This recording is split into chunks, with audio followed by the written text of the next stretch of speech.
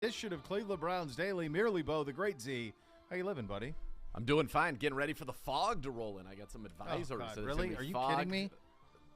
Yes, certainly Really? in our neck of the woods. Yeah, big fog advisory. I thought we through were. like look 4 at this. o'clock Like today. we have one nice. It's not even warm out, but just like one sun-kissed day. Listen, I could do. I'll play golf today, but I don't think I'll be able to. But yeah, apparently that's slog, what's won't it? happening. Tomorrow, 80% chance of rain. Thursday, wonderful. 40% chance Perfect. of rain. Friday, 60% and 48. Saturday, 60%, maybe even some snow, wintry Can't do mixing in. Nope. But then the following week, 69, 69, 70, 64. So maybe this is the weekend we It's turn got the to be corner. it. It's got to be it. Maybe we turn the corner. It's got to be it. The Masters, Tiger, Tigers in. Rock Great treat. Chalk. Did you guys watch? Gibby, did you watch or no? You said no. You hung with it. No. You said no. No. I only watched the end, and it was the most stupefying last minute I've Interesting. ever seen. Go through, if you will, the few moments that you found so stupefying in the last minute of the game. Bill Self, decision-making, Hubert Davis screaming, baskets, missed baskets. That's Kansas interesting. wins. It was interesting. So you're blaming the incidents in the last minute on Self. No. It's the people take personal responsibility. I wanted to see how far you could themselves. try to. You took Self out of context. I wanted to see how not close just the you coach. could get. How close you could get. Gibby, you didn't watch any of it. That's amazing to me. You love hoops. I do. I Just didn't care because of Duke, or just no? yeah. Huh? Like I did not want to see North Carolina win. I'll be honest Yeah. with you. I was I deep wanted into Black nothing to do Sails, with that. baby. Yeah. Season 2 kicks off strong. Yeah. It brings it.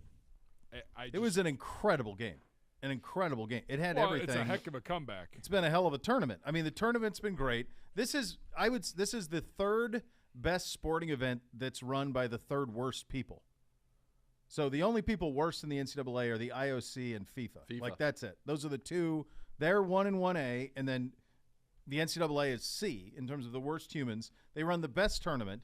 They can't do anything except run this tournament. And for 3 weeks, from Thursday to Sunday, and in this case Saturday and Monday, it delivers theater that is unmatched in anything in sport. It's more dramatic than anything you see in that it's a one-off.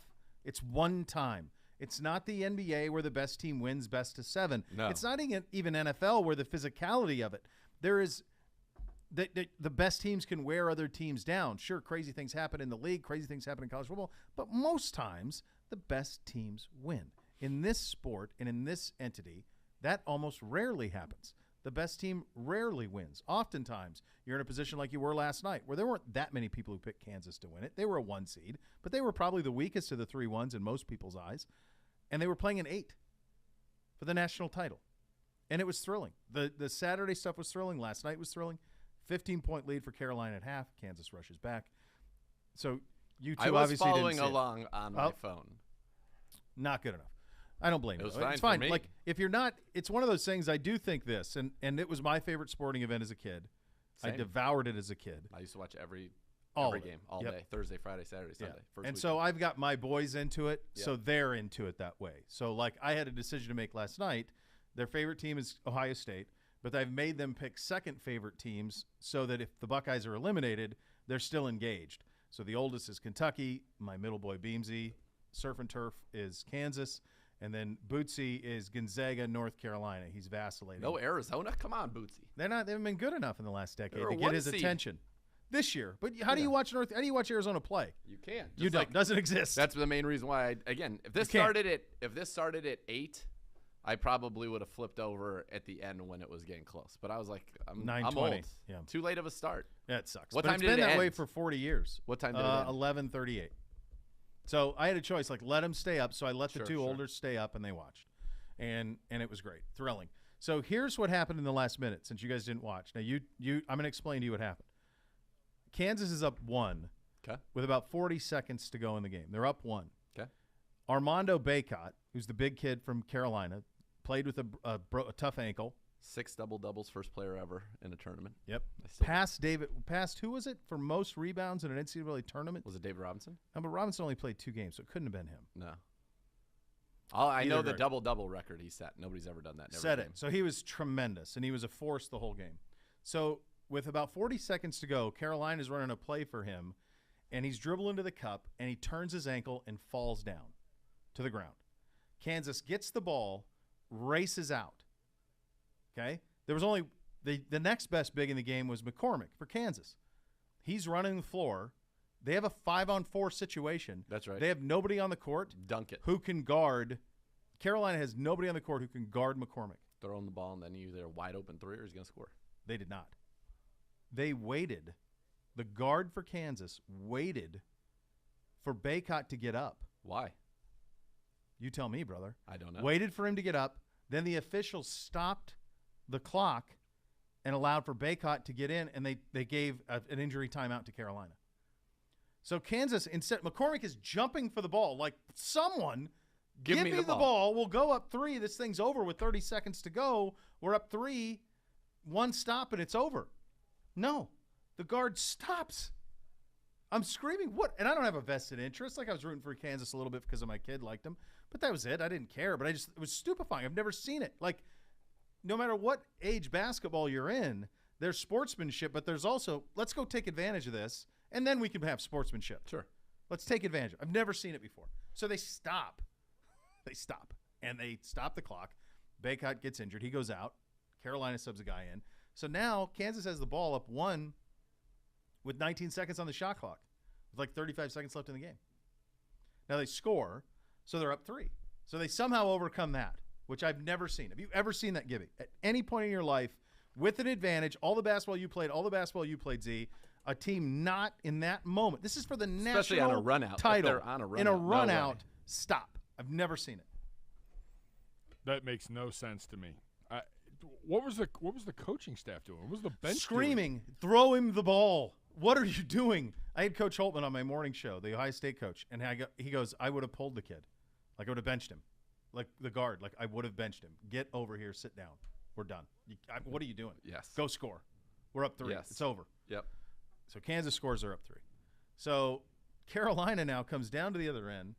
The Caleb Love kid who hit the incredible shot against Duke takes about a 38-footer that he misses. Saw it.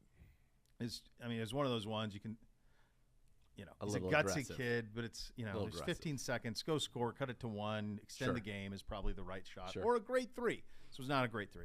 Carolina turns it over. There's 4.8 seconds left in the game. Kansas is up 3 with the ball. Over. Now they're in their own corner. So if this is the court, and you got a rim here and a rim here, they're here. Okay. Sideline corner, which is the toughest place to inbound. Because you can't go backwards.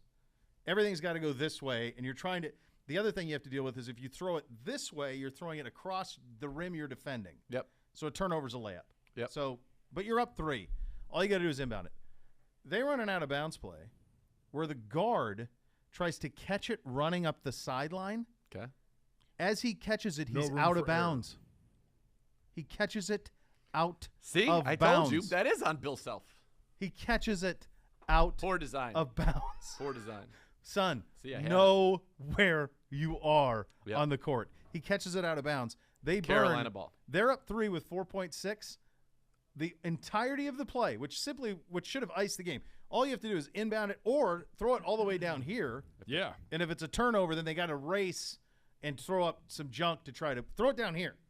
So instead, it's here with 4.3. So they took off. Okay. They took off 0.3 of a And second. Carolina missed again. And Carolina missed another 3, and they won. I've never seen anything like it. Never. Just mistakes. Just mental, and anybody and Kansas was probably the team of my youth. They're probably the team I pay the closest attention to. This is the game they lose. Always. In the past. Always. Bucknell, Northern Iowa, Rhode Island. Like, this is the Arizona when they were the number 1 overall seed, although that Arizona team is loaded. But Loaded. nevertheless, like, this is what they do. They won despite themselves. It's crazy. Bibby, Simon, Dickerson, JT. Good team. Yeah. Let's go. That Kansas team was 34-1. That Arizona team beat Kansas, they beat Carolina, and they beat Kentucky. I remember, yeah. All 3 1 seeds. No, well, that was kind of the beginning of guard play. It's Yep. like, oh, you have to have good guards. So it was a great game. The thrilling year game. was 1996. Your boy was a freshman at Yeah. Emory. Made the drive with Danny to Birmingham, Alabama. That's which is where the regional where the was? regional was. And we didn't go for the Kansas-Arizona game because we weren't expecting them to win. But once they won, all the Kansas people that had bought all the tickets were selling them for pennies on the dollar. So we ended sure. up sitting like third row courtside for Arizona Providence, which was God Shamgod and Austin Crozier. Yeah. And Arizona won that and then went to the Final Zona Four. was a 4, though, that 4, year, right? yeah. So So they they, it's not like they were true Cinderella. Like, they were a 4. They were kind of an underseeded, probably an underseeded They were an underseeded 4 for their talent, for sure. for the talent level. 'Cause But they to were, beat 3-1s and I'm not diminishing. I'm just saying, like, the idea, like, can you compare that to the 4 seeds we saw in this tournament? Oh yeah, no. It's not. That tells you the They had depth of 3 talent. they had 3 legit good NBA players in their backcourt, and that doesn't even count Miles Simon, who was maybe the best of them in college, The best but just college was not player. a pro. Yeah. Yeah, I mean, that Kansas team had 4 first-round picks on the Kansas team that was 34-1. So, like, that's the type of teams that those were. This was thrilling, though. It was great. I'm glad. It's I'm awesome. Late night, I've never seen anything like the finish. Never. I've never seen anything like it. I mean, I just have never seen a situation where you don't score when you have an advantage. They could have iced it. It's over. I mean, you're up 3. You'd be feeling good, very With 30 good about seconds. Hey, You're I'm up sorry, 3. you're down. I'm gone. I've Don't just tell never seen Reggie it. Miller it's over. Reggie Miller was down, 6? Well, Kansas, the 12 last time seconds. they won the national title, they were down 9 with 2 minutes Yeah, and beat Memphis when Memphis couldn't hit a free throw. Chalmers. So they've done it a couple of times. Yeah, Mario's miracle. My college basketball knowledge from, I will call it, late 80s through 2005-ish, pretty stout. Post, not as stout. What replaced it? I think I just became, that's when I started working in football. Football was everything. And so in the off season, I was working on stuff to get ready for the fantasy football season. It was just, football is, honestly, I used to watch a lot of the association. I used to watch some baseball. Yeah. I don't watch any of those anymore. I watch football, and then I'll watch golf. And I'm doing things. And No, I you're like, not. The I like weather TVs. sucks. I like Do TV. anything. I like You can do things starting Black in Sails. June, I'd rather maybe. watch Black Sails than watch a Kansas-Carolina game that I personally don't care about. Yeah. And I did. And Miss K's she's not into random sports, and I don't have like the boys to watch. Yeah. Do you know what That's I mean? probably a big part of it. I mean, bringing the boys along and them. Yeah. Yeah, like they were pretty jacked up. After Saturday night, I just couldn't. I didn't want to. Well, you would have loved how Carolina crumbled. I did like that. I was I mean, they were up 16 in the first big half. fan because where does the shot to beat Duke and knock Coach K out, where does that shot now rank? Because you didn't win it all. It's still the biggest I think dissing ever. I think the for that inside that rivalry, it's still the biggest kick in the onions ever. But it won't be remembered nationally the way it'll always be remembered in Carolina Duke lore. Yes. But it will not be remembered nationally. Like if they would have closed the chapter, then nationally that would have been something that was talked about all the time, and now it won't. The other thing that, of course, is amazing about this is the guy who hands Kansas the trophy is Mark Emmert, who's just a little scumbag, and he calls them Kansas City Jayhawks. What? And to present the trophy to the Kansas City Jayhawks. That's what he said. Who's that? That's right. Wasn't the NCAA based out of Kansas City? They at one were at point? the time, I believe, yeah. Yeah. Here's the other thing that's and they would know that it's in Missouri, not Kansas. Yeah. Although there is a Kansas City, Kansas.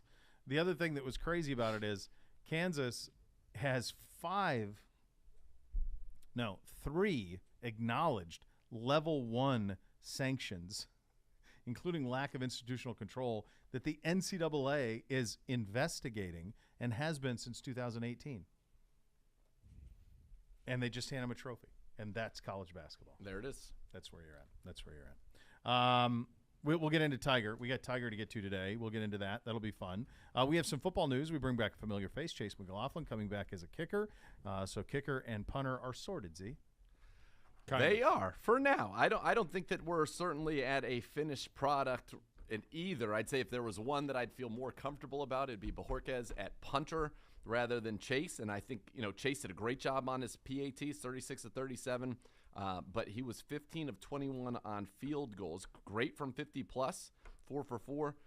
So there's a lot to like about him, but we need that consistency. We cannot rank last in the NFL in field goal percentage, which is what we did last year, when you're in a division that's going to be as hyper-competitive as it is. And right now, I'll go back to the Vegas odds. We have the same projected win totals as the defending AFC champion Bengals, the Ravens, us. All the same.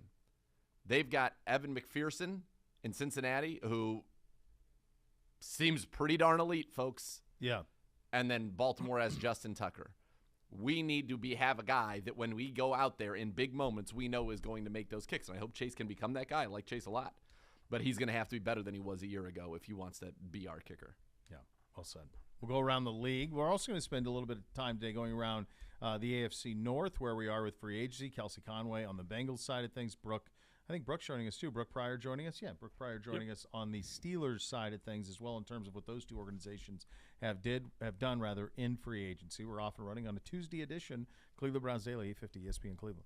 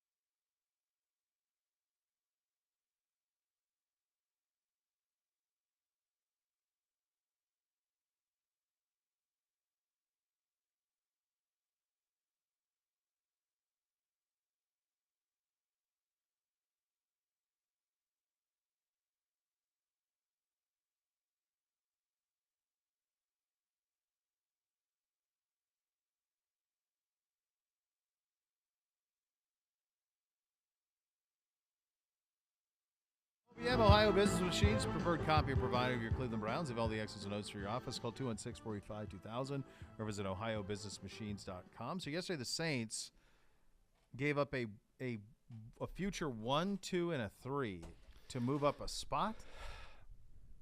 No, I think they to got get another, 16. So yeah, they got another to get 16. Yeah. So they're going to pick at 16 and 19.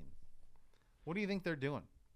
I think that the Saints are loading up. Well, I don't know what the Saints are doing. I think the Eagles are loading up for next year. The Eagles had 3 picks in this first round this year, right?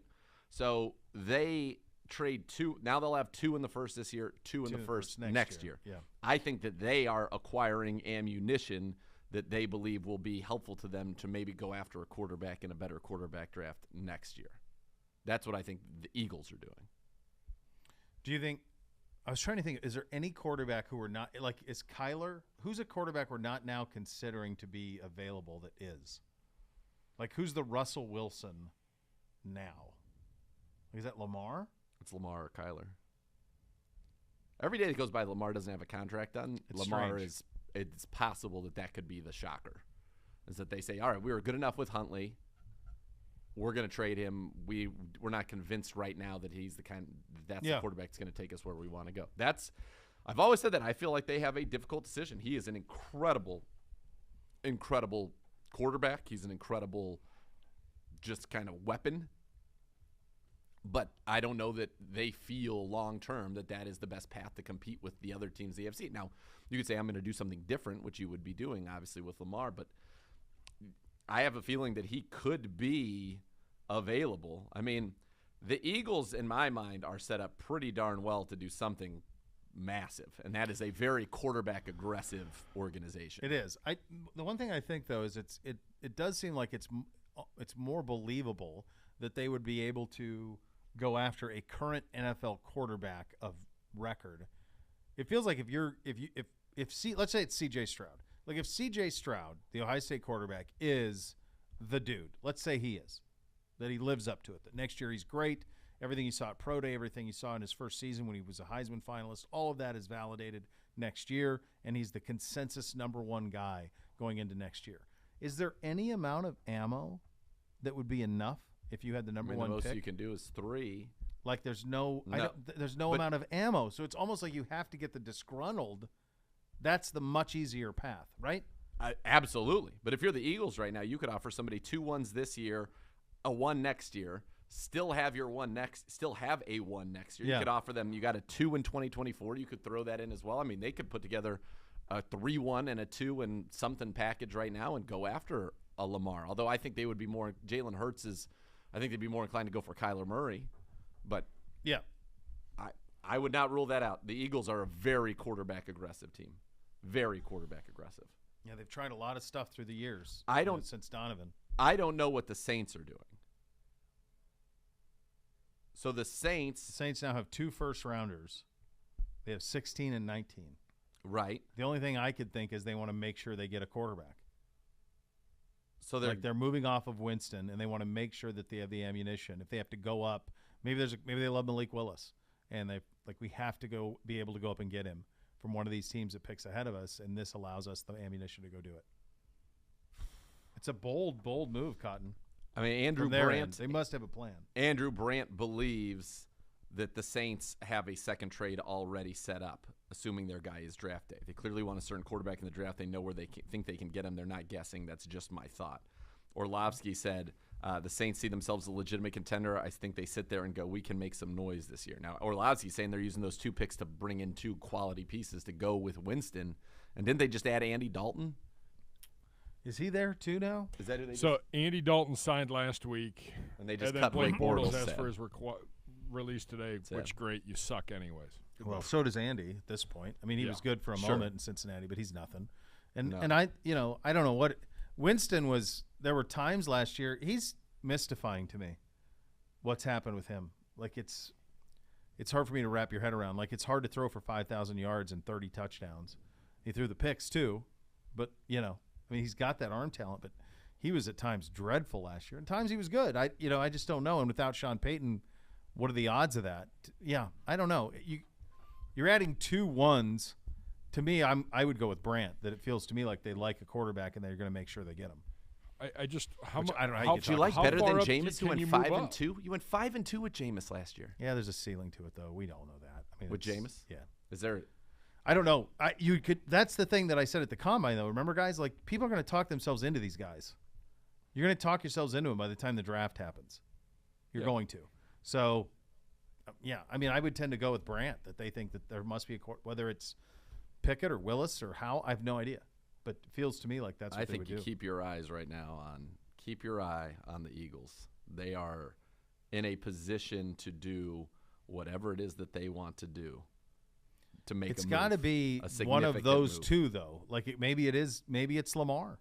Maybe that's the move. Maybe they ship 3 ones for Lamar, and Baltimore says, "Fine, look, we see what Cleveland's done in free agency. We If Baltimore see what, did that win, how many ones would Baltimore have? Do they have 2 already? They Stand draft by. so well. I think they only have 1 right now, don't they? Don't they have 9 picks in the first 4 rounds? I saw that DaCosta just said. Let me see.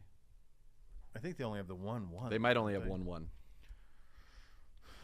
They only have 1-1. So maybe that's it. Maybe this is Baltimore saying, "Hey, the team that just represented the AFC with Burrow, we're not better than them, and they just added to their offensive line. The Browns just added Deshaun Watson. We don't have a counter for that. So right now, as much as we love Lamar, we can't win the Super Bowl with him. Let's get 3 ones and a couple of players from Philly and do that." They would be. I mean, they already have 9 picks in the first 4 rounds going into this. They have 5 fourth-rounders. Okay. But I mean, I guess Which is right. you could move those around, 2 but like third-rounders. you're not gonna. This isn't Arizona to me. It's not Kyler. I don't see any scenario where Arizona's moving off of Kyler right now. If you trade Kyler Murray right now, then you don't have a franchise. Period. I mean, you don't. They took. You got to move Arizona out of the desert. Then, if you can't, you got to force ownership of the team. If you can't keep Kyler Murray, you picked him number 1 overall. He's 2 years in. The coach picked him. If you can't keep him happy, then what are you doing? Why are you trying? Maybe he is a malcontent. Who knows? Yeah, that's to me their only chance is Lamar, though. I don't. The Kyler thing For the like Eagles, you're too far away from that. Like maybe next year, Kyler, it goes terrible. Maybe after next year you trade Kyler, but now, 2 years in, they were a playoff team. Yeah. I think Kyler's quite good. I think he's quite good. Something is gonna. The Eagles are doing this for some reason. No question. Yeah, and I think to your point, it is now they could say in that draft we have 2 ones, we give you a future one, and we're able to go up and maybe make a move for a C.J. Stroud. But that's something that you're really banking. I think it's much easier when you can get a guy, as you saw Denver do for Russell Wilson, as we did for Deshaun Watson. It's much easier to do that. And in the case of Watson, or in the case of Kyler or Lamar, they're still young. Wilson's a decade in the league longer than all those guys. Right. Yeah. But I would much rather, if this is the way the NFL is going to go, and you have a sense that with the guaranteed money situations that maybe Justin Herbert doesn't stay with the Chargers, maybe Joe Burrow doesn't stay with the Bengals because of the financial ramifications on those family-run companies that aren't backed by basically another company where they made all their money.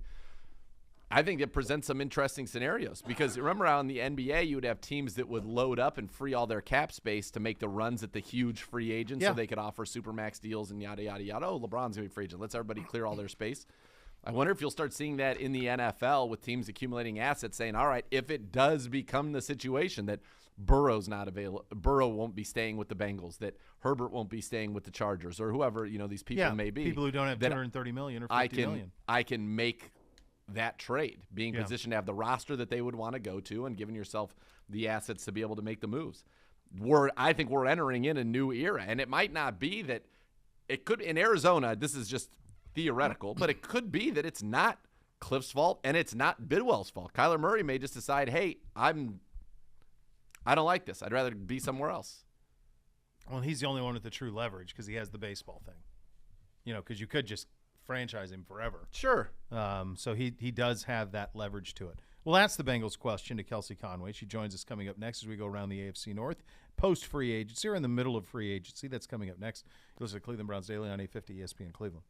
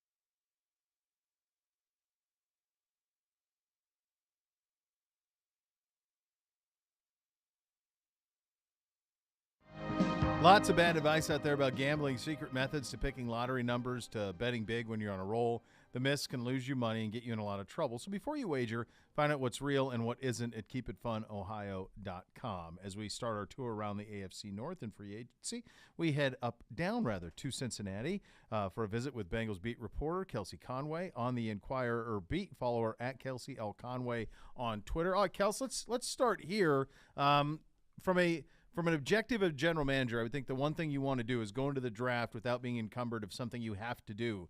And it seems like they did that. They addressed offensive line about as big a way as possible. Talk us through their process and how they ended up where they ended up on the offensive line.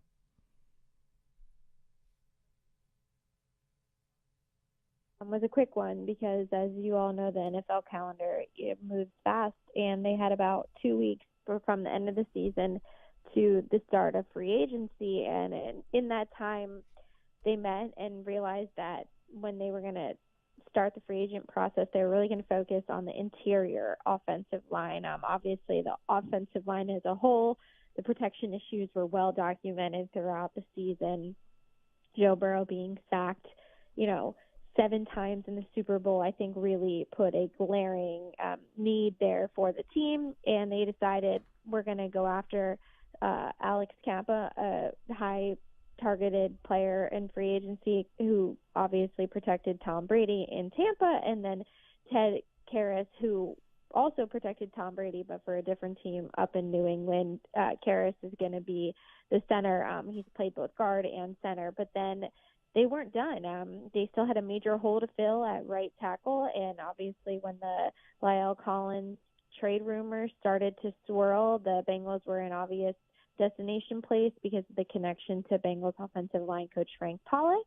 And even though it took a couple of days, it worked itself out. They didn't even have to give up a draft pick to trade for him after the Cowboys released him. So 3 key spots along the offensive line filled with new starters in free agency. And then on the defensive side of the ball, the plan was really to re-sign players that they wanted to sign. They weren't able to keep Larry Ogunjobi, but they did re-sign B.J. Hill and Eli Apple, and I know they're pretty excited about those two. But for the most part, free agency will be summed up with what the Bengals did to try and protect Joe Burrow better moving forward.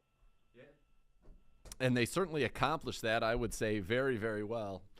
Getting those 3 players, as you talked about, on their line, and you look through who's departing. A lot of times when you make a run to the Super Bowl, there's going to be a significant, exodus of talent. You can't afford to keep everybody, but there really aren't a lot of big names on this. Obviously, Larry Ogunjobi, we're very familiar with him. C.J. Uzomah goes to the Jets. But you bring in Hayden Hurst, who had been with the Baltimore Ravens, traded to the Falcons, and now back in the AFC North. Really not a lot of talent has departed this Bengals team, and so they've got to be feeling pretty good as you get into this draft in terms of what the needs are. What needs jump out to you as those that really remain for this team? Yeah, trying to figure out my mock draft right now is a little bit more difficult than it's been in years past because there's a couple needs, but they're mostly depth needs at this point. I think cornerback is probably the biggest need for this team to play the number 2 cornerback that's going to be playing opposite of Chidobe Awuzie. Obviously, the Bengals spent money to sign him and Mike Hilton, so you got your slot and your number 1 covered corner taken care of, but that second cornerback playing outside, I think is a position that they'll target early in the draft, but then you look at some other places that they could potentially add. I think linebacker, they'll need to continue to add depth there. Logan Wilson and Jermaine Pratt are 2 players they're really excited about, younger players, but I could see them adding another linebacker early on, and then obviously offensive line. I mean, you can never have too many. Would they address center? Obviously, I told you they added Ted Karras in free agency, but he's 28, 29 years old, so would they draft his replacement to kind of be groomed under him for the next 2 years? I could definitely see that, but I would say right now, if you had to put my money on where they go in the first round, if they have a corner that they like that's available at pick 31, I think they take him, but I also wouldn't be shocked if the Bengals trade out of the first round and just keep acquiring more picks. Kelsey Conway, our guest, covers the Bengals for the Inquirer down in Cincinnati. Kelsey, there's a last couple of off seasons now where the Bengals have been really aggressive in free agency. This is something that they didn't do for years, but I think the drafting of Burrow goes a long way of, hey, we got a guy here. Like let's go. And I've heard some of the comments about potentially exploring an indoor facility down there. With Katie Blackburn now kind of feeling like at the forefront of that operation, are you seeing the Bengals step up the way that other NFL teams have in regard to just how they treat NFL players and treating the organization the way that many others in the league do? Yeah, I actually spoke to Katie down at owners' meetings last week, and she straight up admitted they have changed their philosophy in free agency. And when asked, why, she said, we just looked at everything and tried to find ways to improve, and free agency was an area that they targeted as an area that they felt they needed to improve. And, everyone will talk about just last year, but it goes back to even the year before when the team spent a ton of money on DJ Reader, who obviously got injured in his first season, but that was kind of the start of this change in philosophy of acquiring players. They've done most of their signings on the defensive side of the ball, starting with DJ Reader, but then acquiring Von Bell in that year too, and then moving on to last year, as I mentioned, Hilton and Awuzie, but then Trey Hendrickson. He was a game changer for the Bengals in this last year. If they didn't have Trey Hendrickson, it's hard to say how many games they would have won. He was that good playing with Sam Hubbard off the edge. They really have changed their philosophy, and I think Burrow does have a lot to do with it. But I think the Bengals, they realized we need to go after some players in free agency, and I know that the draft is very important to the franchise, but I think they've seen, okay, we can get some of these impact players, and they've always been very cap conscious. So I think they've sprinkled in some very good free agents. They have players that they like that they've drafted that I know they want to keep, like Jesse Bates, players like that are kind of homegrown talents. But from a free agency standpoint, they have 100% changed their philosophy over the last 3 years, and it seems to be working. Talking with Kelsey Conway, the Bengals beat reporter for the Cincinnati Enquirer, and yeah, it certainly is working. A trip to the Super Bowl would say that. They often talk about a Super Bowl hangover, and I know it is very early, but what's kind of just the overall kind of atmosphere or mood, you would say, around a team that got so close to achieving the ultimate dream, but unfortunately came up just a little bit short?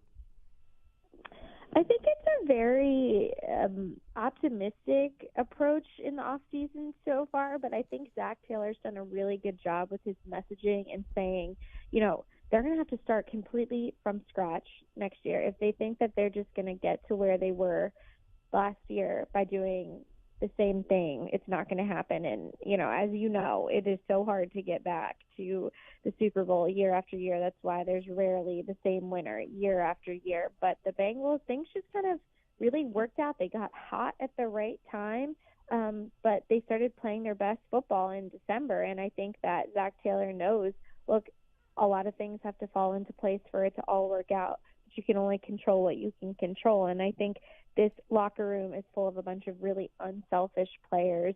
It's a young core, and I think that there's not like a sense of arrogance, and they think that they'll just show up and, win the division again. I think this team understands just how good the AFC North is and just how hard it is to get where they got last year. So I think that there's a optimism, but I also think it's careful optimism, and it's going to be very calculated in their approach. And Zach Taylor made a decision to move the offseason program back 2 weeks to continue to give his players more rest because of that long season that they had. And they're actually the last team to start their offseason program, despite the Rams winning. The Bengals still are going to be the last team to start. So I think he's taking a very calculated approach with how to kind of get this team over the hump of what happened and get them back in a position where they can try and contend again. Kelsey, I was going to ask you about Burrow, circling back to him. I saw some of the reporting of how integral he was in recruiting free agents. Obviously he's an Ohioan. It grew up in Athens. Is he in Cincinnati in the off season? How present is he around the facility, around the organization? How big of a role does he play in where the Bengals go going forward? Obviously taking apart what he does on the field, which is extraordinary. Yeah, he's definitely around in Cincinnati in the off season, and I think it can be summed up in this when asked about like Joe Burrow's involvement.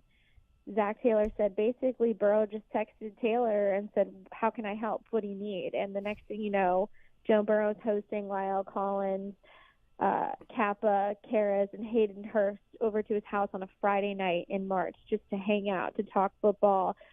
Apparently there were some crackers and cupcakes involved at Burrow's house. But he's just a very professional pro when it comes to all he wants to do is win. And he doesn't do anything fancy. He's not whining and dining people. There was a dinner at Jeff Ruby's, but that was more about Zach Taylor kind of taking the new offensive lineman to the team. Joe Burrow showed up in sweatpants. He's around, he's present, and he's just willing to do whatever he can to do. And Lyle Collins told us that Joe Burrow sent him a text before he signed his contract and said, "Did you sign the contract yet?" So he's continued to check in. So I think he does everything that you need a franchise quarterback to do. He's involved. He wants to acquire players that can help his team win, and he understands his importance in all of it. And for being just a third-year player, I think the leadership role he's taken on, it kind of reminds you of guys like Tom Brady when, you hear the stories of him getting involved and calling free agents right when they sign. It's shades of that here with Joe Burrow, which I think is a big reason why this team looks to have such a bright future. He is quite good, that Joe Burrow, and in a loaded AFC now. You think about all the quarterbacks that have kind of come into this conference, even into the division, and what that looks like going forward. It's going to be, I think, a lot of fun to see over the few years. I was just curious in Cincinnati because one of the teams that people had talked about when the Browns gave Deshaun Watson $230 million guaranteed and what that means for the escrows, for the owners, and all of that, one of the names that came up was, what would the Bengals do with Joe Burrow when the time came for a contract that big? Is that something that has started to get talked about at all in Cincinnati? Yeah, and Katie Blackburn was asked about it last week. She said, look, all contracts have ripple effects. She didn't, at that moment, she hadn't had a chance to go quite through the details of Deshaun Watson's contract, but she's fully aware of what was taking place, what was guaranteed. But I think the thing with the Bengals is they know what's coming down the pike, and they're starting to plan for Joe Burrow. They predict what the salary cap number is going to be, and I think that's why they were very calculated in free agency and why I think this whole Jesse Bates situation is going to get interesting, because they know that in the next year or two they're going to have to pay Burrow that big-time contract. So I think they're trying to be very cap conscious, but they've also stated they know what's coming. But I will say that I obviously know that Joe Burrow is going to want to make every dime that he can, but I don't envision him, wanting or needing, that type of contract that puts his team in an uncomfortable place. Like I kind of mentioned Tom Brady. I could see Sure. Joe Burrow, I don't know how the details of it would work out, but I would say I think he's the type of player that he's not going to make it all about himself. He's going to get absolutely what he deserves.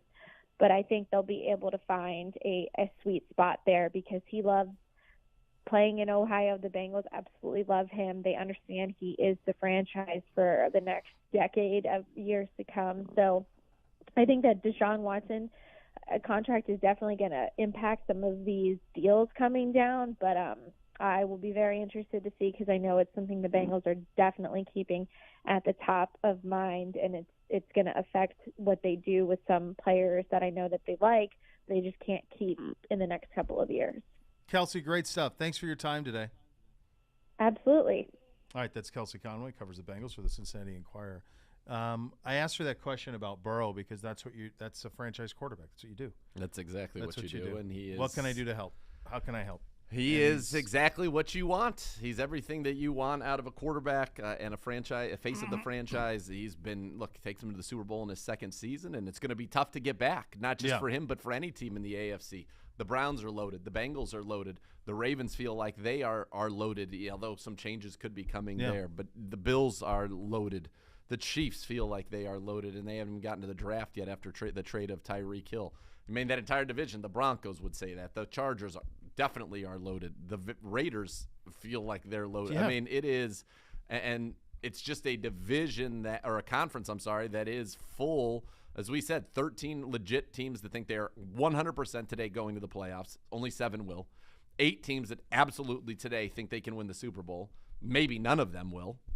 It's a stunningly loaded conference, but you got to feel like the Bengals and it feels like something that Andrew Berry would do.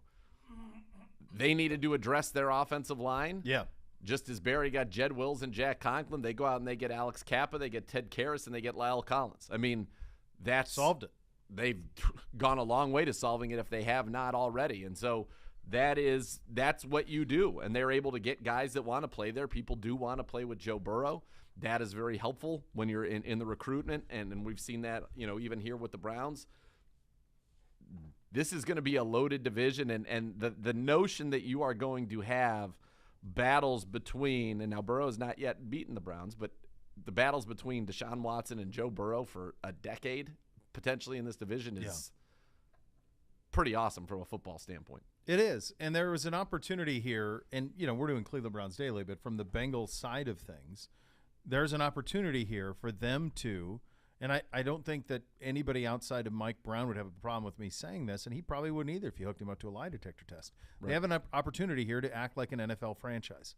So that is the last 2 years they've been aggressive in free agency, right? Yep. They have addressed the idea of, hey, we need an indoor. To give you an idea, the University of Cincinnati was going to go in partners with the Bengals on an indoor facility in Cincinnati. The Bengals bailed, and Cincinnati built it on their own. That happened. That's a college. It's a college, and it's not even a Power 5. Right. It ain't Ohio State. Cincinnati Bearcats ain't Ohio State, okay? And they built an indoor for the college because the Bengals weren't a part of it. So then last week at the owners' meetings, the Bengals are like, okay, yeah, we probably need to do this. They have to be the only team in the league in inclement weather that doesn't have an indoor. They are the only team. Yeah. Which is outrageous.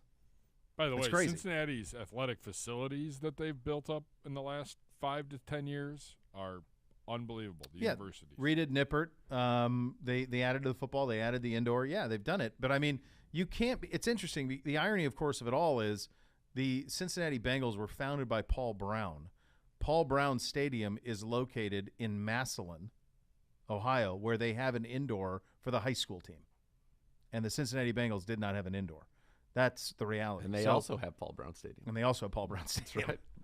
Right. Sans indoor. Right. Without the indoor, the high school team has one. So that tells you, like, how far they were behind everybody and remain. But at least, and I understand, like, they will be our mortal enemies on the field, but it's good for everybody that they're engaged. That there's an engagement there and that they are talking about doing things that everybody ought to be doing in the league. And a big part of that is Joe Burrow. And that's him being he's 2 years in. I've talked to people down in Cincinnati that want to put him on a level like with John Bench and Pete Rose. Like, that's where Burrow is in 2 years. Can the Bengals afford him? Well, I don't know that I think she's right. I think she's right. I don't think it'll be he's going to be wealthy beyond his imagination. Joe Burrow is not somebody who ever thought he would be in this spot. $100 million, $200 million quarterback. There's no chance he thought this, right? That was not in the dreams. You don't dream that big. And that's what he's going to be. Oh, he is. For sure. Yeah. So the question is, will he hold their feet to the fire to make sure that he gets that? My hunch is that he wouldn't. Agreed. I don't think he will be somebody that says, I need every penny or I won't sign. That doesn't strike me. I think she's right. I think he could be far more like Brady in that regard and he's going to get wealthy, but does not need every penny, every pound of flesh from the Bengals in order to do it. I think he'd be far more interested, if you know anything about him from his time at Ohio State, his time in LSU, he'll be far more interested in make sure you can pay Jamar too. Make sure that you can pay Boyd too. Make sure you can pay Higgins too. Make sure that you can take care of all these guys. He'd be far more concerned about that. And again, if you want to look for someone else that their presence changed everything about their franchise, it's Peyton Manning. Look, I mean, Lucas Oil Stadium exists because of Peyton Manning. Their practice facility, which is second to none, and their training camp. They don't still have the combine without Peyton Manning. Correct. No. Yeah, they're no Final Fours without Peyton Manning. No. Yeah. Burrow, they're not going to build those type of things in Cincinnati, but they will build things because of Burrow. Correct. He will have that impact. Yes. Yes. There's no question. All right, we'll get the Steelers side of things coming up at the top of the hour. You listen to Cleveland Browns Daily on 850 ESPN Cleveland.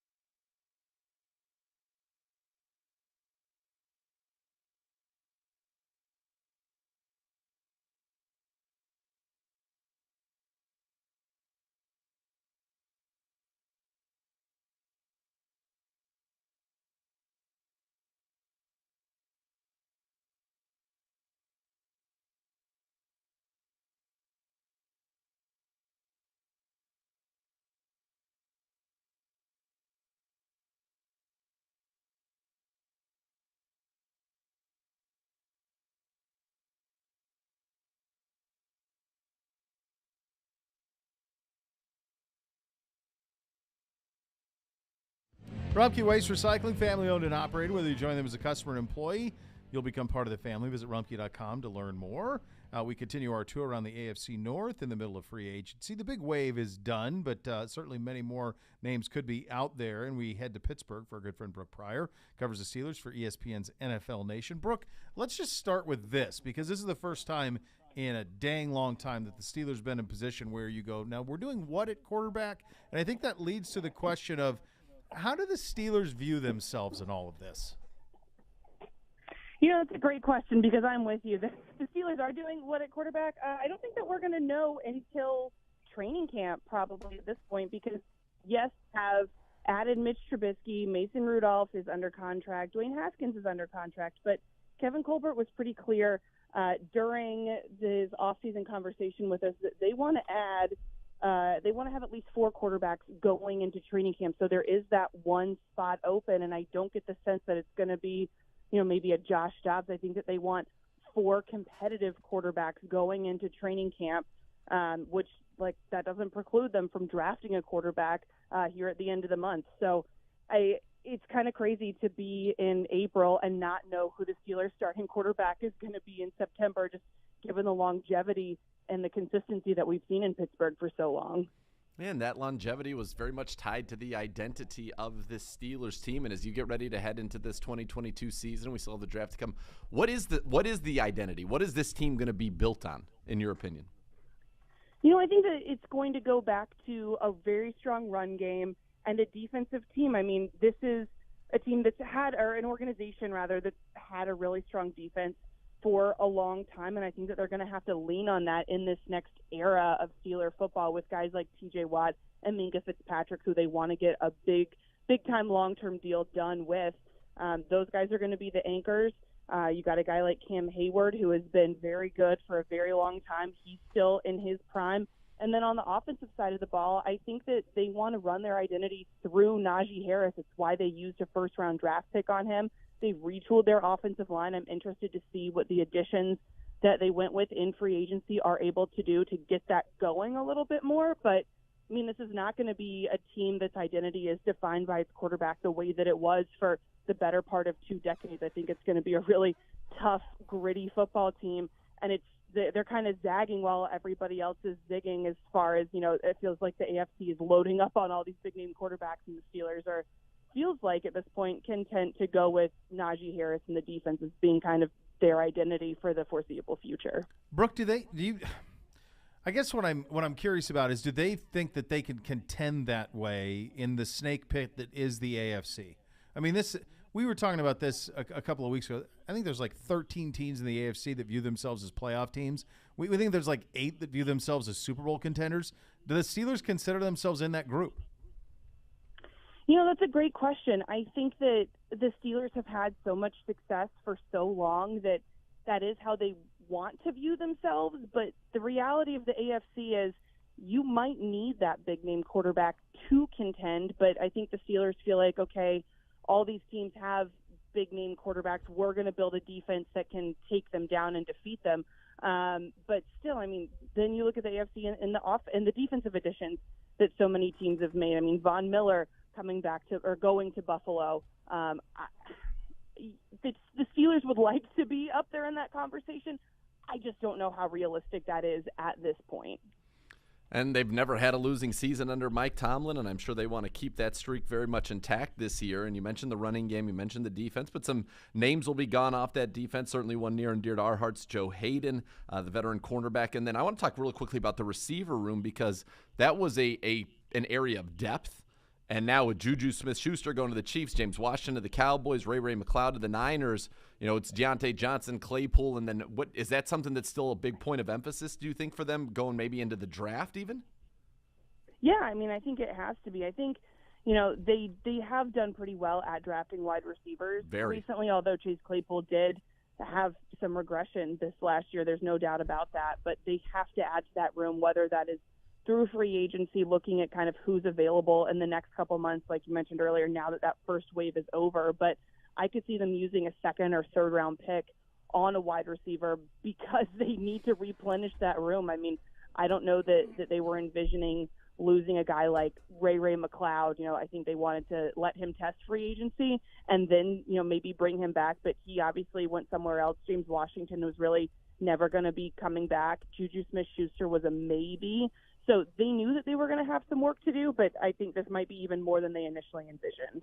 Brooke, handicap the quarterbacks for me with the addition of Trubisky. Everything you always hear out of Pittsburgh is they love Rudolph way more than a lot of the rest of us do. How do you think they really feel about Rudolph, and what do they think Trubisky can be? What do they want him to be here?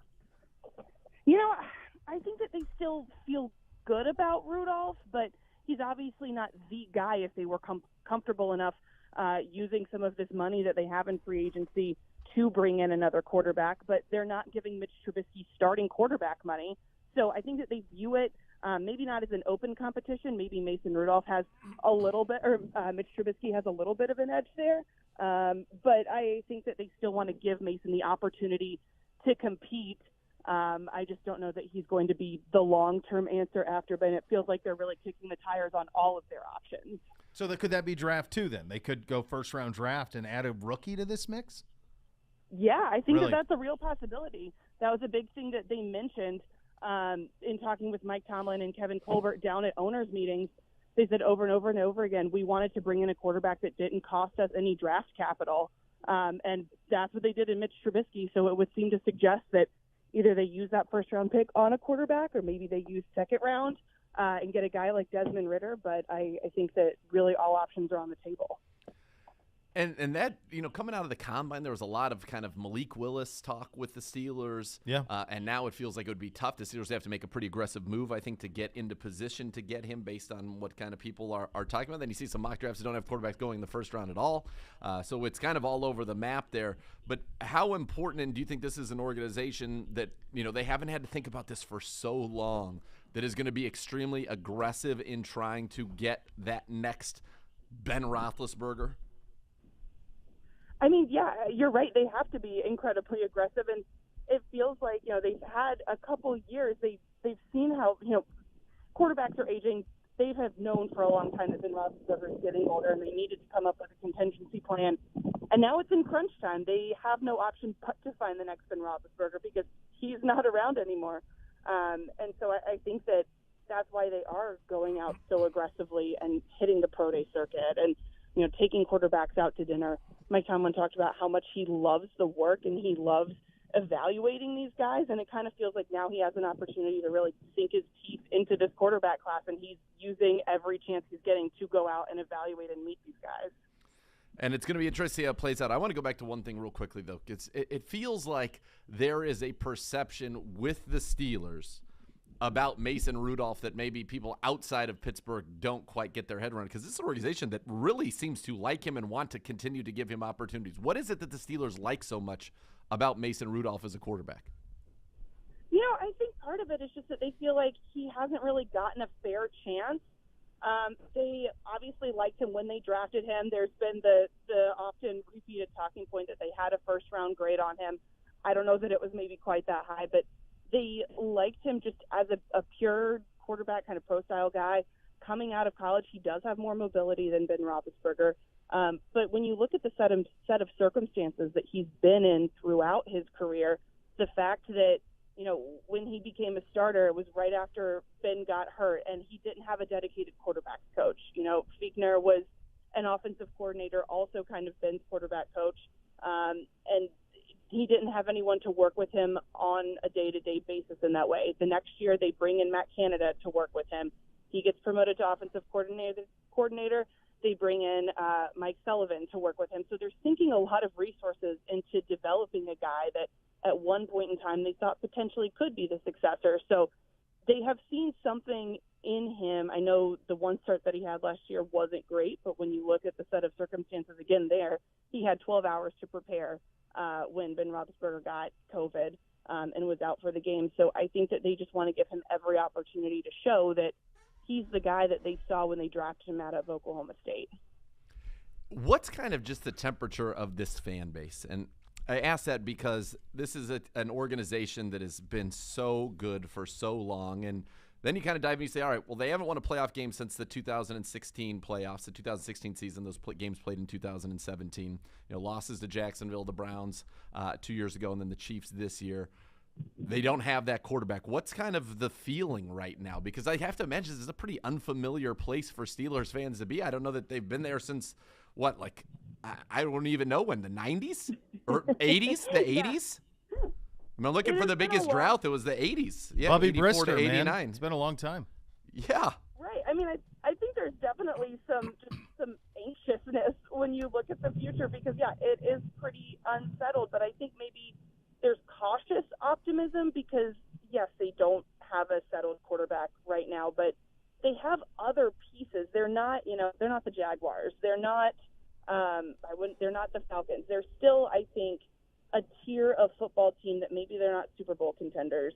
Maybe they're not even playoff contenders. Their ceiling maybe making the playoffs next year. But they have the pieces that it's not going to be I don't think that they're going to go back into the dark ages of the 80s. This is an organization that that has figured out how to navigate through some of these tough times. And they have TJ Watt and Najee Harris. Yes, they need to replenish their wide receivers. They maybe need to add a defensive lineman, but then they got a guy like Myles Jack, an interior inside linebacker, that I think that they feel like I think the fan base overall looks at that and says, okay, they know they have a plan. They're going to figure it out. They just have to kind of see all of that come together. Brooke, you're a Carolina girl, right? I am. It's been a rough 24 hours or so, but I'm wearing my Chapel Hill versus all y'all shirt, so I'm still proud of my team. Good. I was going to ask you because we were talking on Monday on the show. I think it's probably the most that a rival has ever taken from its rival, what Carolina did to Duke, winning the last game at Cameron and then eliminating Coach K in the Final Four.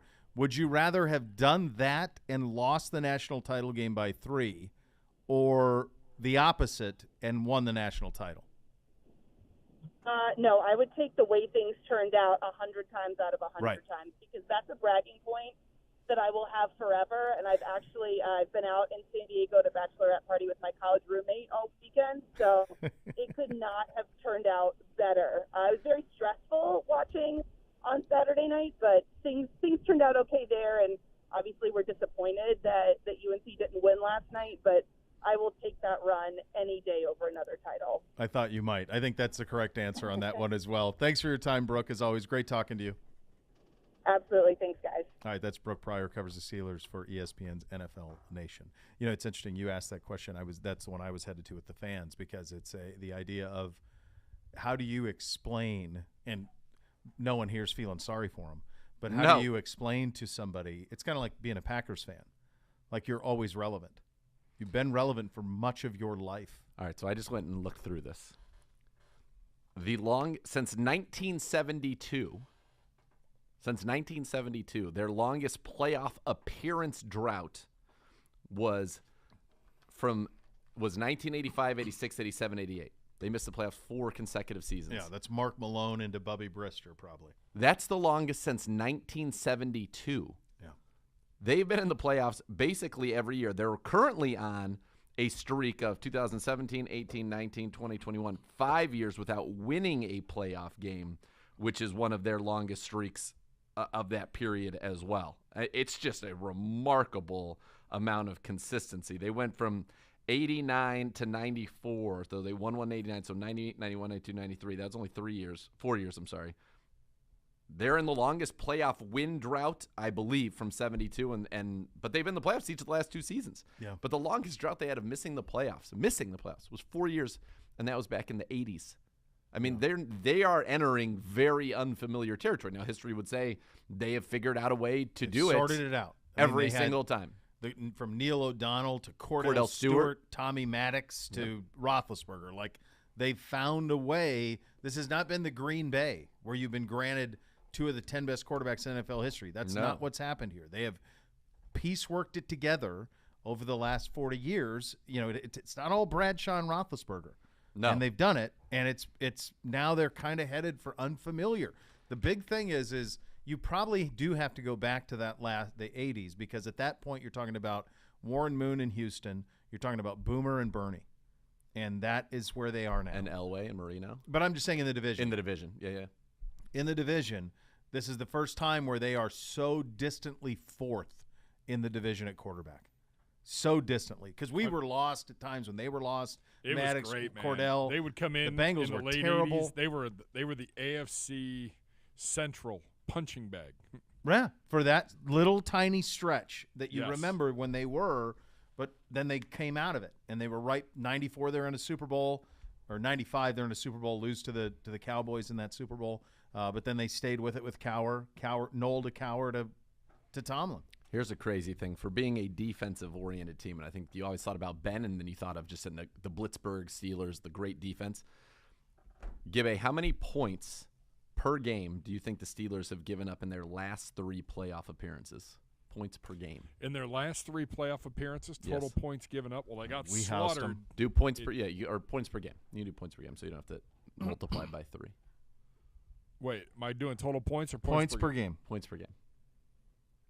I'm going to say 31. I think it's more. 41, 42. 45. Yeah.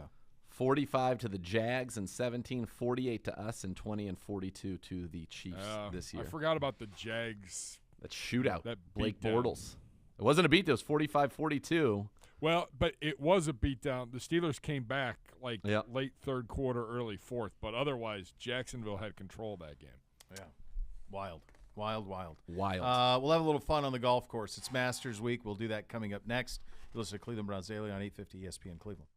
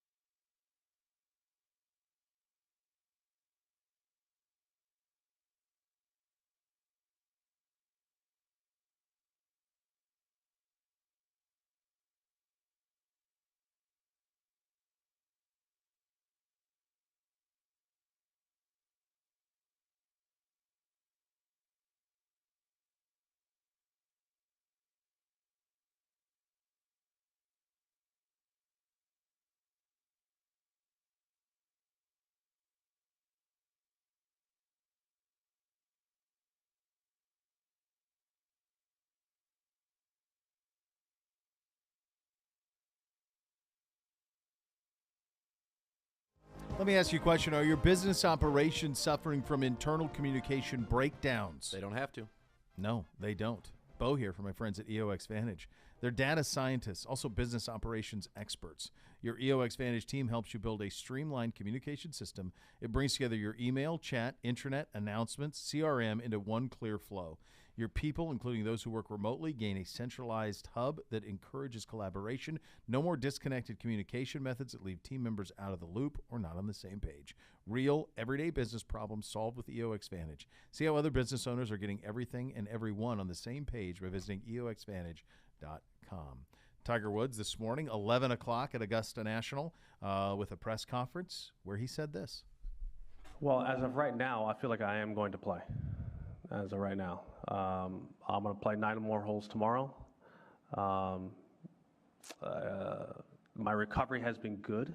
I've been very excited about how I've recovered each and every day, and that's been the challenge. That's why I came up here and tested out for 27 holes, because we played the par 3 course. Charlie couldn't help himself. So was able to play 27 holes that day, and at home testing it. But it's the recovery, how am I going to get all the swelling out and recover for the next day? And my team has been fantastic and worked very hard. So we've got another day of 9 more holes, and then come game time. I want to say it was Brandel Chambly this weekend, which is just such a fantastic name for a guy who makes his living. He could be on Black Sails. Yeah, it really could. Or he could be on Downton Abbey. Both Perfect. work. Yes. The Gilded Age, perhaps. He said over the weekend that they remembered images of Tiger at Riviera. So apparently at Riviera, the 18th at Riviera is down, and it's a big, steep incline back. You've been? Yeah. So I have not been, but I've watched the tournament. Yeah. So it's a staircase, basically, that you have to go up to get to the clubhouse from where 18 ends. And apparently when he was there, he bounded up the stairs, and it's at that point that people are like, oh, his leg's fine. He's going to be okay. Maybe which is he's got a shot. A remarkable thing. I knew as soon as you drive down Magnolia Lane, come home. So that's where the biggest thing is what exactly he said is that recovery, fluid, swelling. Like you got to, as soon as you're done, you got to get off of that leg. Can you imagine the team of scientists that are working on him? I mean, do they have a cryo tube somewhere for him? Yes, of course. Yes. Both from a nutrition, just from a workout, a recovery, a nutrition standpoint that they are working on. The amount of non-inflammatory foods that he's eating, everything he's doing is as good as can be done. It's actually one of the it's not that much fun to talk about, but how smart athletes have become in the last 20 years in terms of diet, exercise, recovery. We're just smarter than we've ever been. Yeah, we've taken that science, as it were, to a totally different level, and you're seeing the results and the longevity of people and what people are able to do at ages when you would have thought people were way washed up. Totally washed. Gone. Like, not even a chance. It was unfathomable. Unfathomable. And I think a lot of it is it's interesting. I saw this video of Jamison Williams over the weekend of him running. How quickly he came back. I think when it changed, it's a remarkable thing. The thing that opened, I think, everybody's eyes to how far things had come was Adrian Peterson. Yes, I think you're right. I remember that vividly. Like, wait, he's coming back from an Achilles? And then he came back and led the NFL in rushing, if I'm not mistaken. Yeah, he was great. Yeah. And he did it like, wait, within a year. Yes. Like, wow, really? That used to be a full year. And maybe you weren't never. The same, right. You remember a time when we were in high school, in college, where if there was an Achilles, do you remember the term microfracture? Remember Grant Hill had the microfracture? I do. And it was like your career's over. You're done. Because you're like drilling holes into the bone. And Penny Hardaway had a microfracture. Like now, people have ACLs. 6 months later, we're right in it. Fully back. Yeah. Yeah. So that's a remarkable thing. My hope for him, I would be thrilled. I would do cartwheels if he makes the cut. He's going to make the cut. And I think he will. I have no doubt. They can massage the cut there. They have their own rules. So, number 1, yes. Number 2, absolutely, I believe he's made cut. Number 3, he is the most bet on guy to win, to finish in the top 5, to win in the top 10, and to make the cut of anybody.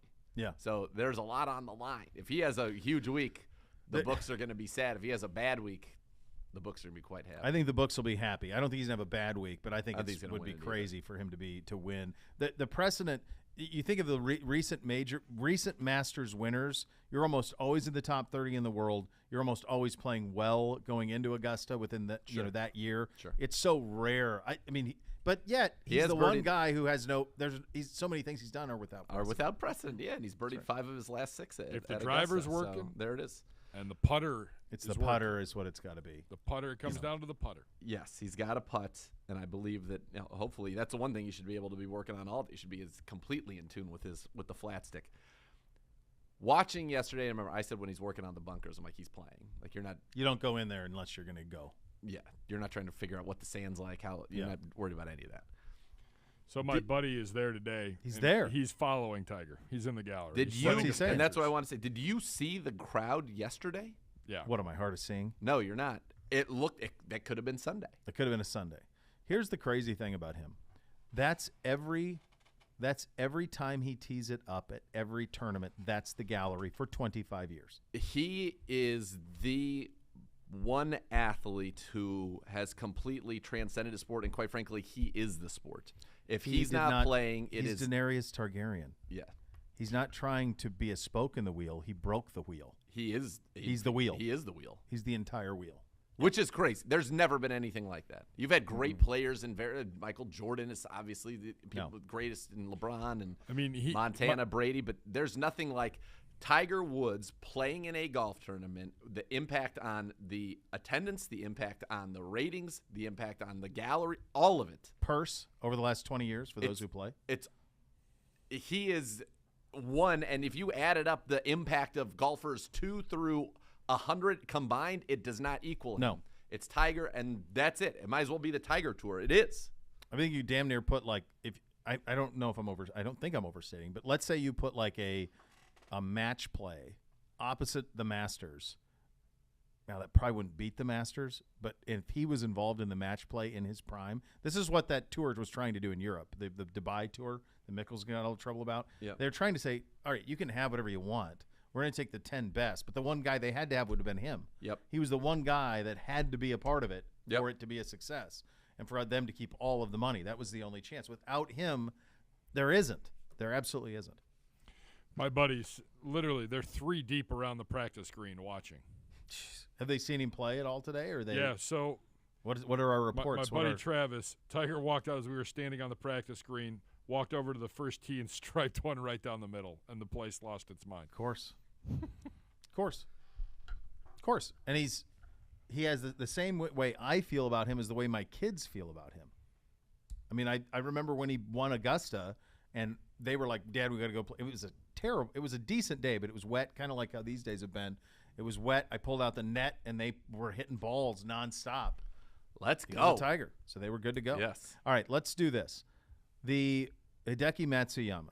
I mean, I'm in heaven. I'm going to make an argument that this is the most expensive plated Masters meal that's ever been constructed. I think the it's best. in play. It's a bold statement, Cotton. And the best. I don't know that. I don't know that is that. I've bold. never had black cod before, so I don't know what that is. Or, miso black cod, it's standard at like a Nobu or a place like it's delicious. I ate at Nobu and I didn't have it. We had sushi. I mean, it's delicious. Yeah, I'm sure it is, so I'm sure. All right, so let's. We had it at Azumi, Gibbe. We had some miso black cod at Azumi when in Baltimore. Really? With the Secretary of the Navy. Sure. Oh yeah. Sure. The Honorable Thomas. There's Logan. no doubt, by the way. I think there's no question this is the most expensive. Not even close. I've got them all right here. It's not even close. All right. Zero. Let's do before we do ours, let's do this. Let's do to our best idea the not Caribbean plated cost, North American plated cost of this meal. Now, some of this is going to depend on the assorted sushi and sashimi. It'll depend on what type of fish you're dealing with that. But let's just say it's one roll. Let's say you're getting one roll, okay, and a nice white tablecloth of a good sushi. Sure. $28, between $28 and $32 on the roll. Is that fair? Yeah, 30 somewhere roll, in there. Miso glazed black cod. That'll run you per person, we'll call it probably maybe 40, 50. That's right. I'm with you. Yeah, so I think you're around there. The Miyazaki Wagyu A5 Wagyu ribeye is I would say $100. $100 a pound. Yep. And it's a ribeye. See, usually with Wagyu, it's a fillet. You don't usually delve into the ribeye. Or you get a strip, sure. Right. You rarely see a ribeye on a meal. I've had it once, and it was in the Pacific Ocean. was when I had it. So I've not had it in North America. I can't tell you about it. Miyazaki Wagyu is one of the most sought-after brands of beef in the world. Has asked to pass a series of strict guidelines before being sold to distributors, ensuring it meets its superior quality standard because the demand for the meat is so high and supply is so low. Not many are able to try it. It goes for a minimum of $100, likely more per pound. Even at this price, the delectable meat is highly sought after by five-star restaurants, world-class steakhouses, and foodies. So my guess on this ribeye was $175. Person, I think that's fair because it's going to be up. It's going to be at least 24 ounces. Yep, and it'll So be ribeye. you're going to have an upcharge. So Yeah. I mean, I think it's $175 Sure. minimum Sure. on that, and then the shortcake's $15. Sure. Whatever. Fine. I think this is a North American plated $250 plate of meal. Is what I think it's at before you pour a glass of wine. Oh yeah, and I mean compared to the other ones. So you have them up. Yeah. Like what's the next closest to this? So Patrick Reed was a Caesar and a wedge to start. Main dish, primary bone-in cowboy ribeye, prime bone-in cowboy ribeye with herb butter. So I mean, no, he's out. Sergio Garcia international salad. Entree was a traditional Spanish lobster rice. Out. Danny Willett went with like shepherd's pie. Out. No. And a Sunday roast, so he had a little prime rib as well, but it's not competing with this. The only one that looks like it could be close, so Adam Scott had a surf and turf on the grill with including Moreton Bay bugs, which is lobster. The main course was Australian Wagyu beef New York strip steaks served with a Moreton Bay lobster, sauteed spinach, onion cream, mashed potatoes. That's the one. So that's there. And then the other one, this is Charles Schwartzel, had an opening course consisting of a chilled seafood bar, which includes shrimp, lobster, crab meat, crab legs, and oysters. So crab meat, lobster. Okay. Crab legs. I mean, chilled. He's in the mix. That's in the mix. We certainly know what a seafood tower costs around here. The main course. Boy, do we. God knows we've had to pay for one. The main course was a bray. I don't know if I apologize if I pronounced that incorrectly. Braai, which is a South African barbecue, including lamb chop steaks, South African sausages. It just depends on the chilled seafood, but there's no doubt that is. I mean, you had Tiger in 2006, stuffed jalapeno and quesadilla appetizers with salsa and guac, green salad, steak fajitas, chicken fajitas. Love that. I mean, you have a few people going. Tiger won Porterhouse in 2002, Porterhouse in 2003, Mike Weir, elk, wild boar, Canadian Arctic char, and Canadian beer. I mean, there's nobody in the vicinity of what he's done. No. Freddie Couples, 1993, chicken cacciatore. Bernhard Langer, 1986, Wiener Schnitzel. Yes. I'm all in. That's I'm great. all in. Sandy Lyle, 1989, haggis, mashed potatoes, and mashed turnips. Oh, gosh. We've come a long way. Haggis is a tough sell. Boy, is it. I think he's done it. There's no question he's done it. It's and this is stunning accomplishment. This meal is a stunning accomplishment. This is a meal that you would have to go to a very particular restaurant to even have an opportunity to try this Miyazaki Wagyu. Miyazaki Wagyu is Miyazaki the type of cow? So or Miyazaki Wagyu are here you go. You ready? Yeah. These are all known in the States as brown spotted. Brown spotted. I was hoping you'd go there. Miyazaki Wagyu beef are Kuraje Washu cows raised in the Miyazaki prefecture in Japan. 100% purebred Wagyu cattle. Kuraje Washu are the largest of the 4 Wagyu breeds raised in Japan. Each rancher who has them specializes in this particular breed and will only raise an average of 4 cattle at a time. This ensures they can care for the animals and provide individual focus to each cow's needs. Under a watchful eye, cattle receives the best treatment to ultimately provide the best quality meat. They're raised on a wholesome diet of corn, wheat, and barley for more than 600 days, nearly 8 times longer than most cattle on the market. Providing the cows with the rich nutrients for an extended time helps to develop quality meat unlike any other. Strict regulations on its distribution. Yeah. I mean, so I pulled up like these different because I want to see what these cows look like. Yeah. It's pretty amazing. So you're brown spotted. So they have these names of which I can't pronounce. Yep. But then in parentheses, this is how they're commonly referred: Japanese black, Japanese brown, Japanese shorthorn, Japanese polled. So your brown spotted wasn't not far off. It's not far off. It's not far off. So is there any place here locally that serves this? I have never seen it on the menu. I've never seen it. I see Wagyu from time to time, and the grocery store tries. But that's American. Yeah. This is, it's easily recognized by its signature characteristics such as its rich cherry color, buttery texture, and dense beefy flavor. Beautiful marbling is distributed evenly throughout the meat, and as the meat cooks, the fat begins to melt and dissolve into the muscle at 77 degrees Fahrenheit. Saturates the meat with flavor for a melt-in-your-mouth dining experience. I'm in. I had Japanese Wagyu in Bora Bora on our honeymoon, and I thought that the experience of eating it was almost as if you didn't have to chew. It was so tender. Like it was almost literally like a melt in the mouth. Like it had a different viscosity to it.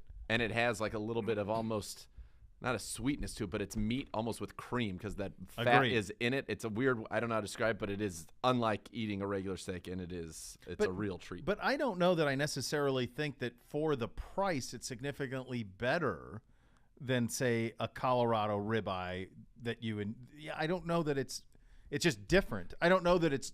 I don't know that like when I had it, I was like, well, I'll never eat beef the same.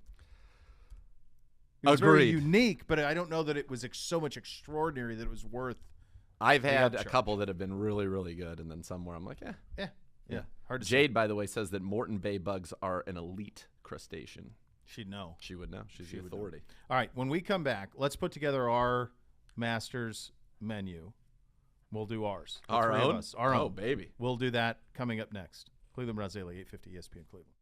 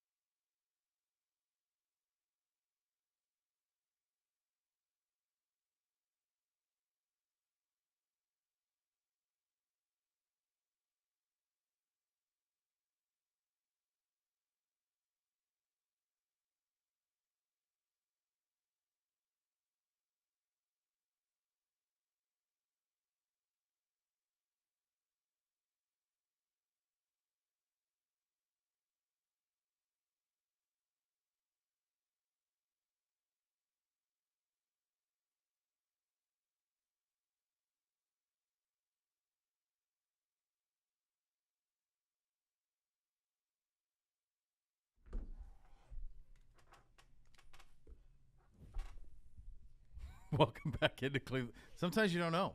There was a little hitch there in the giddy up. What I can tell you, I do know, is the Bath Authority is where you need to go if you want to turn your bathroom into a custom bath. It'll feel like a spa. Let the Bath Authority make it a reality for you. They can do it at a fraction of the cost of the competitors.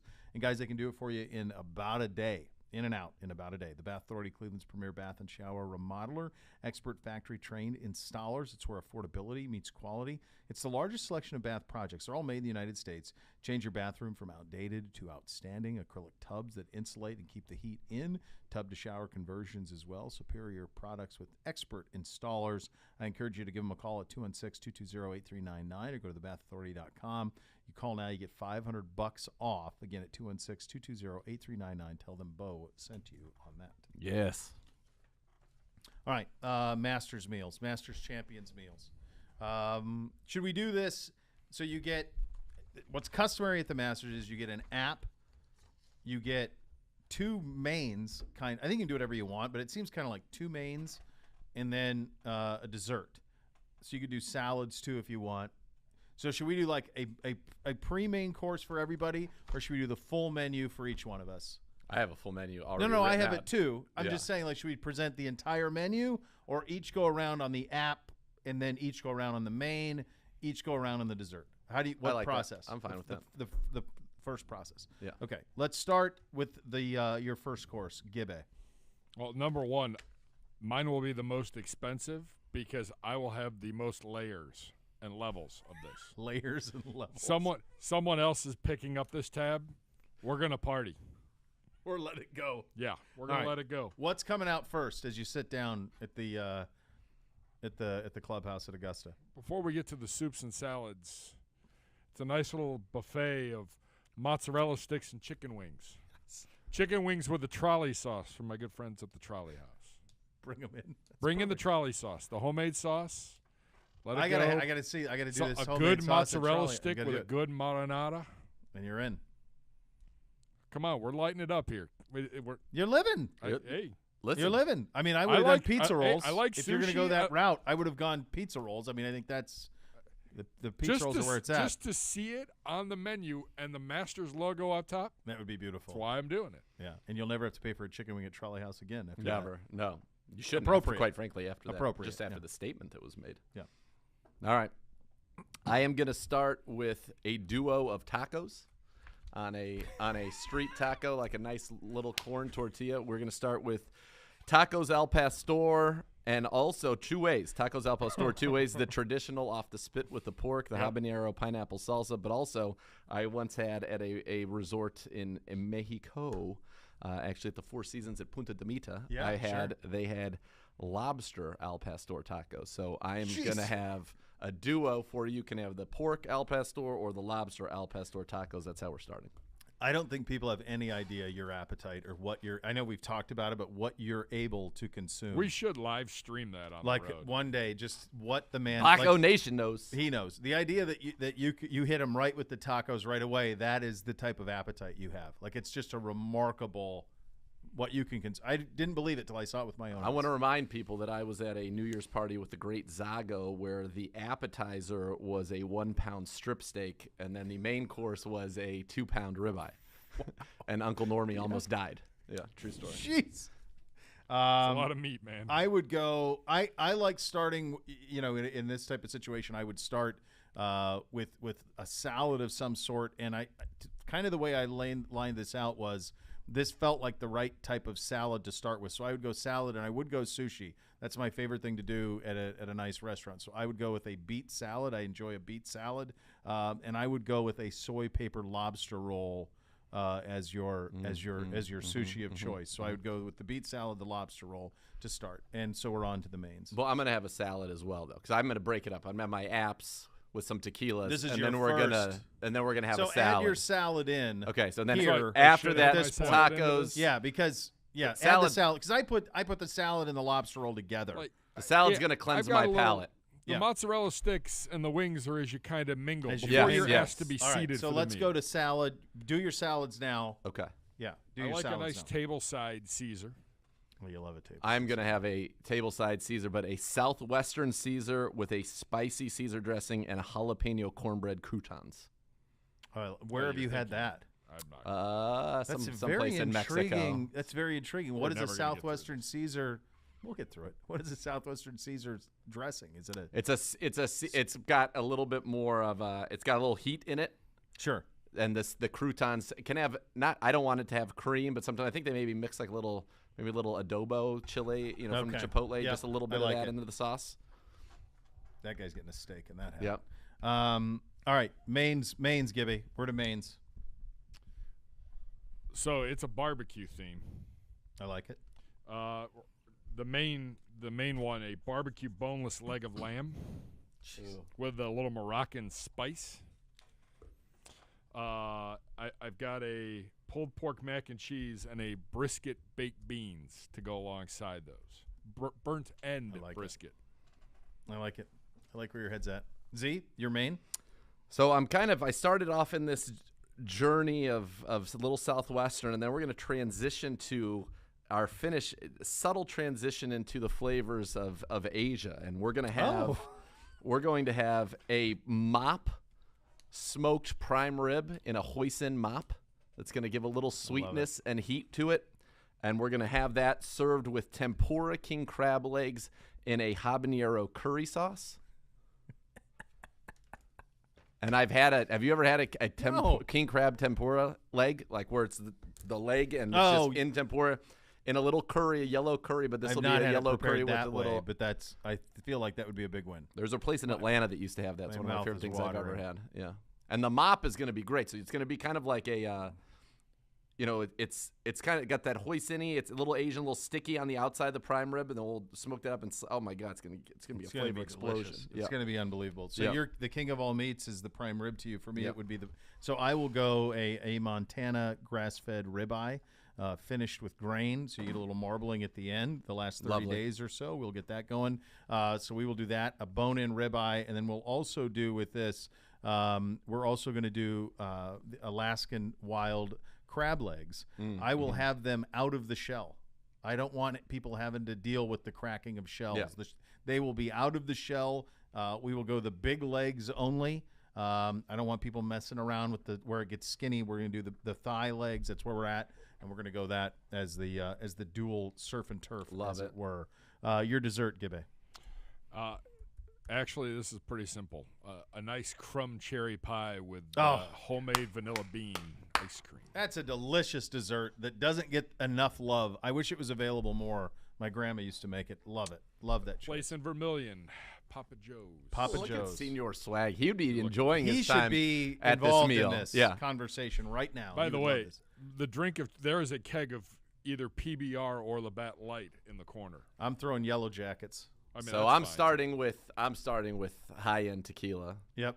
I'm moving into delectable Napa Cabs. Yep. We are going to end with a banana pudding paired with Pappy or paired with whatever. I like that. You got a little crumb on the bottom of that? Well, we're going to have Nilla wafers. We're going to have a Nilla wafer crust. Oh, that's right. Yes. So we finish in the same place. So the best banana cream pie I ever had was Emerald's.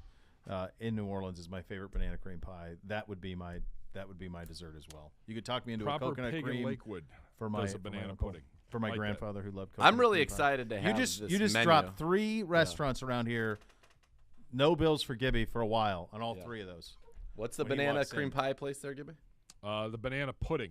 Banana pudding. Banana pudding is proper pig in Lakewood. And in Menor. They catered my wedding. Oh, baby. Pig. All right, there you go. Oh, baby. God, that'd be fun. I'm hungry now. I'm starving. So much more to come. You're listening to Cleveland Browns Daily on 850 ESPN Cleveland.